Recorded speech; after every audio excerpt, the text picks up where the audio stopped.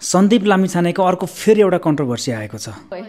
उहाँलाई त के गर्न नि मन छैन, मेरो दिमागमा के गर्न मन छैन, उहाँ सबै उहाँ मेरो दिमागमा।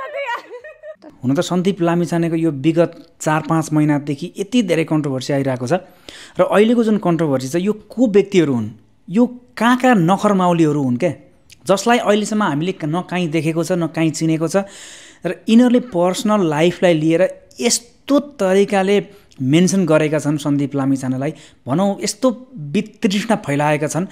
सन्दीप लामिछाने भनेको देशको हिरा हो, तिमीहरू देशको किरा भने पनि हुन्छ, तिमीहरूले के गरेका छौ देशको लागि।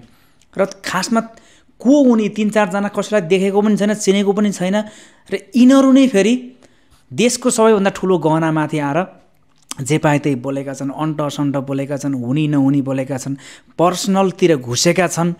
तिमीहरूलाई के को डाड हो?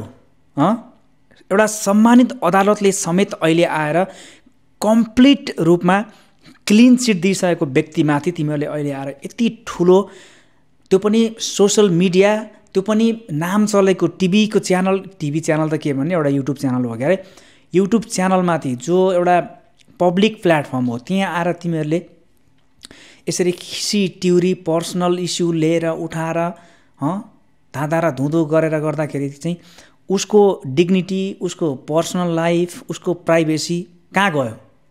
तिमीहरूलाई त अलिकति पनि होच्याउनु हुँदैन, तिमीहरू त जुरुक्कै भएर आइहाल्छौ। अनि सन्दीप लामिछानेको त्यो पर्सनल लाइफ, त्यो डिग्निटी त्यो कहाँ गयो? तिमीहरूभन्दा 1000 गुणाले सम्मानित व्यक्ति हो सन्दीप लामिछाने भनेको, देशलाई जिताएको छ हरेक पलमा। अहिले नेपाल T20 वर्ल्ड कपमा छ, कसको कारणले? एउटा सन्दीप लामिछानेको पनि कारण हो, ऊ पनि एउटा महत्त्वपूर्ण व्यक्ति हो त्यसमा। र के सोचेको छौ तिमीहरूले? खालि तिमीहरूलाई चाहिँ गति छाडा हुनको लागि चाहिँ तिमीहरूलाई त्यही सोसल मिडिया नै युज गरेर तिमीहरू खासमा हो को हो क्या, को व्यक्तिहरू हो? तिमीहरूलाई कसले चिनेको छ भने को हो क्या तिमीहरू भने?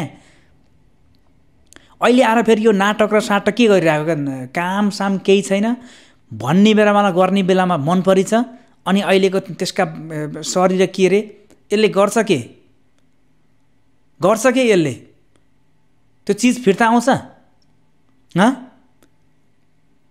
आफ्नो पर्सनल लाइफमा कसैले कहीँ कतै अलिकति मात्रै पनि अहिले यति भाउ बढेको छ, कसैले एक शब्द कहीँ कतै बोल्यो, केही लेख्यो भनेदेखि फोटो ल्याएर पोस्ट गर्ने, भएको नभएको वितृष्णा, काहीँ नभएको वितण्डा मचाउने। अनि त्यही कुरा अर्को व्यक्तिको आएर तिमीहरूको दिमाग चाहिँ कहाँ गएर त्यतिखेर? तिमीहरू हरेक पक्षलाई समान तरिकाले सोच्न सक्थ्यौ भनेदेखि यो विषयलाई किन सोच्न सकेनौ समयमा? भइसके पछाडि आएर सरी माग्नुको के अर्थ? त्यसको केही अर्थ हुन्छ? आफ्नो मात्रै गुण सब गुण नदेख, कमजोरी तिमीहरूमा पनि छ। स्पेसली यो 2-3टा फुचाफुचीहरू को हुन् थाहा छैन, नचिनेको छ नजानेको छ, त्यही माथि अचम्म लाग्छ बा ए बाबा अलिकति त्यस्तो पोस्टमा भएको भए पनि हुन्थ्यो जसले चाहिँ एनालाइसिस गर्न सकोस् त्यो व्यक्तिको बारेमा।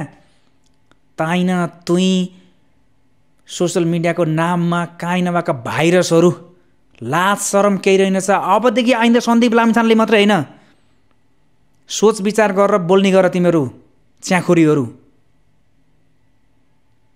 देशको हिरा हो सन्दीप लामिछाने भनेको,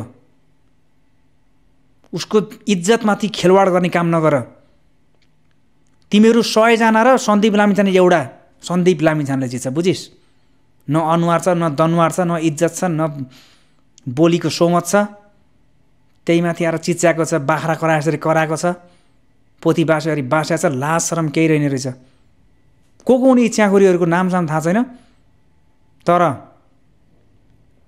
कुनै पनि व्यक्ति अझ होल राष्ट्रले मानेको इज्जत गरेको व्यक्तिमाथि अब आइन्दा यसरी बोलेको थाहा पाए देखियो भनेदेखि सन्दीप लामिछाने मात्र होइन, हामी पनि चुप लाएर बस्दैनौँ। गडिट काम नपाएका बोक्कडहरू।